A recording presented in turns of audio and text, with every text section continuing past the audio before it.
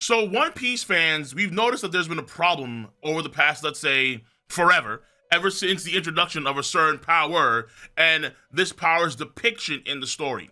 And as of late, episode 1093 dropped, and it was absolutely outstanding, but made things even more complicated surrounding a certain power system in the world of One Piece, particularly when animators themselves have made comments about this power, and it actually makes it even more confusing.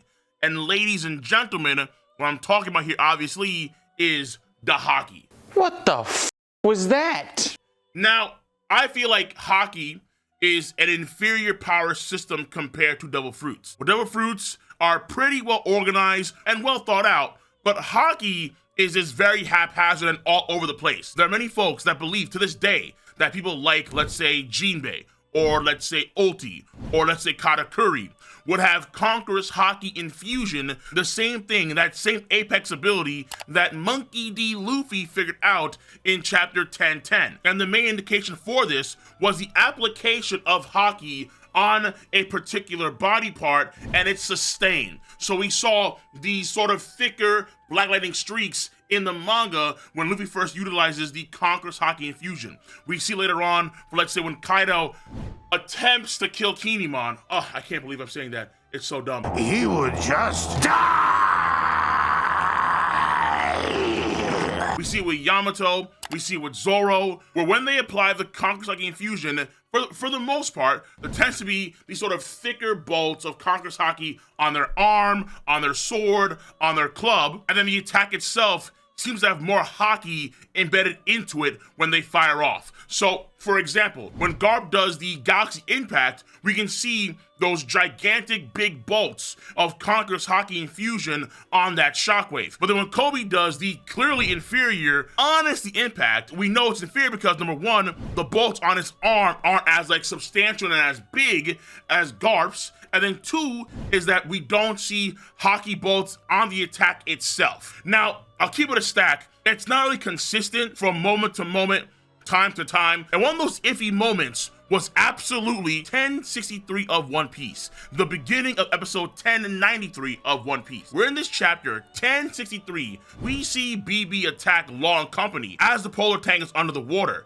And we see these gigantic explosions in the water, and we see what seems to be these very large black bolts of HAKI coming out of the water. But we did not see the lead up to that attack. So did BB have, let's say, these thick, dark streaks of HAKI on his hand before quaking, trying to attack Law and Company underwater? We don't know. So the anime, I thought, was going to be a very, very good opportunity for us to actually see if he was using Conqueror's HAKI or not. And in episode 1093, what do we see? We see him have the red bolts on his hand before he quakes. And when he does do that quake, he makes a giant whirlpool pit, and we see these gigantic black sparks of HAKI coming from the center of that whirlpool before it explodes.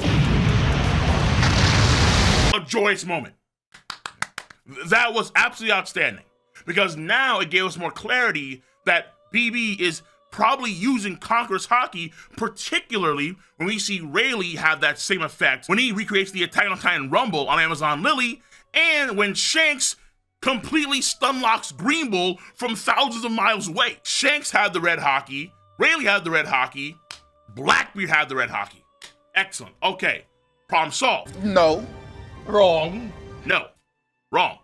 Instead, what we see later on is a female version of Law use their powers to return back to being a male, but in the process, we see Law also depict red HAKI. So this was very confusing because, as far as we know, among the main captain trio on Wano Country, Luffy, Kid, and Law, he is lacking Conqueror's HAKI and infusion. He has no, as far as you know, no Conqueror's HAKI. We see, let's say, Dressrosa, him use hardening to block some of Luffy's attacks, and we do know based on the river cards that he does have observation HAKI, but not even in the river cards they say that he has Conqueror's HAKI. Maybe the anime did reveal at that point in time that Law has Conqueror's HAKI when he undid the feminization disease. Maybe. But it would be kind of wild for no other source material, not even Oda's comments or the manga or even the data books, to say that Law has that ability when no other medium has indicated such. Basically, the red HAKI was a depiction of just his HAKI, Armin HAKI, in overcoming the feminization disease, which also then now puts into question Blackbeard's usage of his HAKI. Even though the bolts are gigantic and titanic and massive, it's hard to say if it's actually Conqueror's HAKI infusion the same way we have seen Luffy and Zoro and Yamato and so on and so forth through the entirety of Wano Country Onigashima. And then come the comments of Vincent Chansar, one of the guys that helped out with the oh so epic Tremor Crush. On Twitter at that point in time, Vincent Chansar was giving credit where credit was due for the directing, storyboarding, things of that sort, and noting how scary Blackbeard's powers were. And then someone named Blue7 asked him this question: as an animator, did BB and Law use Conqueror's HAKI this episode, as this is a huge debate at the moment? And then Vincent Chansar responds, says this: I am neither the director nor a spokesperson, but as a One Piece fan and an animator, to me, there was no Conqueror's HAKI used. To me, Blackbeard probably has it, but he didn't use it here. I rechecked the original storyboard, and there was no mention of Conqueror's HAKI. Usually, the effect we use is black for Conqueror's HAKI. So that right there is informative for the episode itself, where even though we have Blackbeard and Law resurrecting old dead shonens, Red Storm, and they have red HAKI lightning bolts shown throughout the entire episode, no. There is no Conqueror's HAKI on the storyboard. Therefore, we cannot say that what they're doing is Conqueror's HAKI infusion like Zoro, like Yamato, like Luffy, and so on and so forth. Weird, but okay. Fair enough. Particularly for Blackbeard, weird, but okay. We'll take it. However, to then say that usually the effect for Conqueror's HAKI is black. Wait a minute. Is that true? Because we saw in Wano Country, Luffy go gold. Luffy went gold when he unlocked the Conqueror's HAKI infusion. And black is the typical, the usual effect for armament HAKI for the most part. We see with Luffy and Katakuri on Whole Cake Island. We see with Jinbei and Who's Who in Wano Country. I can go down the list. We normally have black and black lightning and that kind of stuff be the representation for armament HAKI, at least those smaller sparks. Though sometimes when they do use Conqueror's HAKI, the regular pulses, when they knock out people in waves, that also comes with that sort of black lighting aesthetic. Though because we see folks get knocked out, it's easier to tell that they're using Conqueror's HAKI without, let's say, even looking at the lightning. But in the anime, Yamato and Kaido were using like blue and purple, but they were still Conqueror's HAKI effects. Luffy had the gold, but then we saw, let's say, when he went to Gear 5, when he blew up the entire skyline, we saw him both use red and black and white and gold lightning. The red and black lightning being armament HAKI, and the white and gold lightning being Conqueror's HAKI. So, woo, it's messy. It's very, very messy, and I couldn't find this. But I remember in 2022, I think it was the One Piece podcast, there was a interview with, I want to say, Henry Thurlow about the usage of Conqueror's HAKI infusion, its depiction in the anime. Maybe not Henry Thurlow, I forget entirely. So if someone has it, because I couldn't find it because I just kind of forgot. But if you recall and you know what I'm talking about, then let me know in the comment section down below.